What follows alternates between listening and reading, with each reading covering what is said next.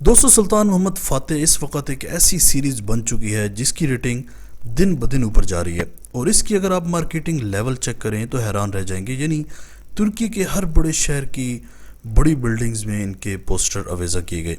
दोस्तों, मार्केटिंग के अलावा भी अगर इस सीरीज़ को देखा जाए, जितनी मेहनत ये लोग कर रहे हैं उसका सिला इसी तरह ही मिलना चाहिए था। आपके सामने इस वक्त जो रेटिंग कार्ड शो हो रहा है वो किस्त नंबर 10 का है।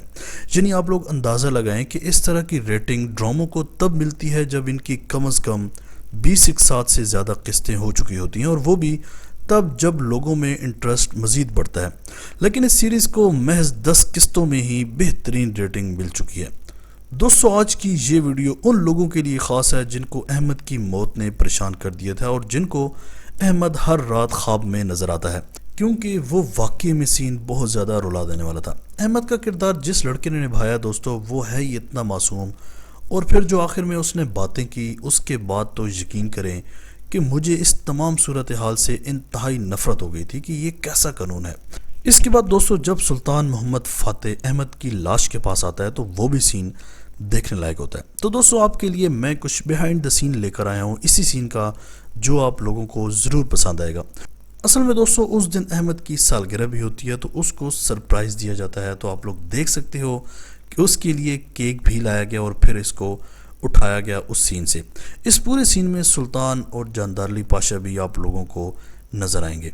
जी हाँ दोस्तों, आप लोग देख सकते हो कि कैसे बिहाइंड द कैमरा ये लोग गपशप लगाते हैं और साथ ही अहमद को जानदारली पाशा और सुल्तान इस सीन को इतना बेहतरीन अदा करने पर मुबारकबाद भी देते हैं। जी हाँ दोस्तों, BTS के अलावा अगर इस सीरीज़ के एक फैक्ट के बारे में बात करें तो हो सकता है कुछ लोगों को ये बात अच्छी ना लगे, लेकिन जो ग्राफ बता रहा है उसके मुताबिक ये सीरीज़ अगर इस वक्त इतनी अच्छी रेटिंग लेने में कामयाब हो गई है तो यकीन करें कि ये तमाम ही ड्रामों को बहुत पीछे छोड़ने वाली है।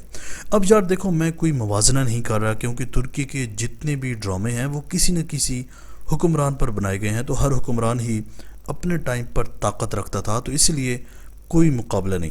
तो आपके एंटरटेनमेंट के लिए इस वक्त तुर्की के सलाहुद्दीन अयूबी सीरीज़, सुल्तान मोहम्मद फ़ातेह सीरीज़ और इसी तरह कुल्लुद उस्मान सीरीज़ चल रही हैं, और मुझे यकीन है कि इन ड्रामों के होते हुए आप लोग बॉलीवुड की फजूल किस्म की मूवीज़ नहीं देखते होंगे।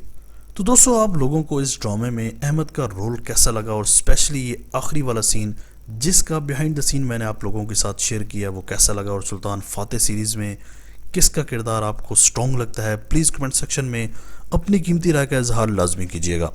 आज तक के लिए इतना ही। इसी तरह की अमेजिंग वीडियोस के लिए माजिद टीवी को सब्सक्राइब करके बेल आइकन प्रेस कर दें, ताकि माजिद टीवी के आने वाली हर वीडियो की नोटिफिकेशन आपको आसानी से मिलती रहे। अगली वीडियो तक के लिए इजाज़त दीजिए। अल्लाह हाफिज़।